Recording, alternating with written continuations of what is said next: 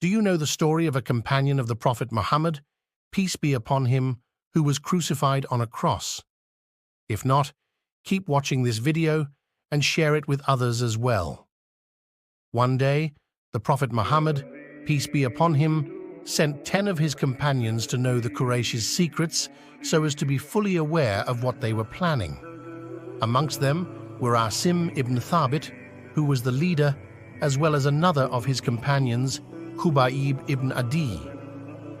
They set off until they reached a place near Makkah. However, news of them reached the Quraysh, who sent 100 of their most skillful spearmen after them. Along the way, the spearmen almost lost track until they found some discarded date pits. They picked them up and began to follow their trail until they could see the 10 people they were searching for. Asim, the expedition's leader, perceived that they were being chased, so he ordered his companions to climb up a mountain. Nevertheless, the spearmen cornered them and asked them to surrender themselves, giving their word no harm would come to them. Asim, however, fearlessly declared that he would rather die than be taken in their protection, and thus the enemies began showering them with spears, martyring 7 of the 10 companions. The remaining ones were called to step down, promising them that they would remain safe. The 3, including Khubayb, descended the mountain, but one of them decided to die where the other martyrs lay. Khubayb and his partner were taken to Makkah, where they were auctioned as slaves. Children and relatives of the infidels who had died in the Battle of Badr hurried to buy them to avenge their dead. Khubayb's companion, Zaid, was taken away by some people who tortured him severely, while Khubayb was bought and taken captive. Later, he was brought news of the martyrdom of his companion, hoping he would break down, but Khubayb remained steadfast. Despite the numerous attempts to bargain with him over his faith and promising to spare him if he abandoned Islam, there was nothing that they could do to shake Khubayb's faith. Eventually, they led him to a place where he was supposed to be killed in public.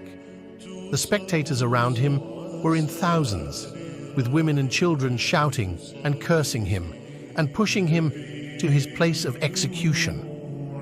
Amidst the clamor, Khubayb said in a firm voice, "Allow me to pray 2 rakahs before my death." The Quraysh allowed him, hoping it would cause him to abandon his faith.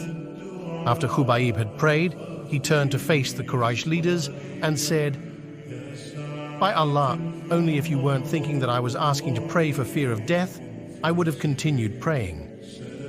He then raised his hands towards the sky and said, "O Allah, count them one by one and destroy them all."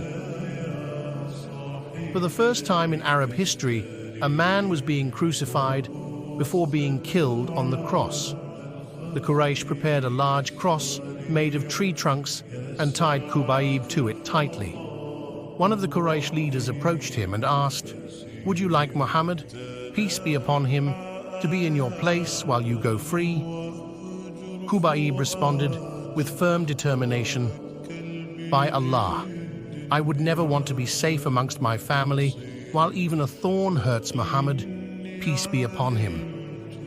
His words acted like a trigger, causing more shouting and jeering to erupt, and with swords and spears beginning to tear apart his limbs.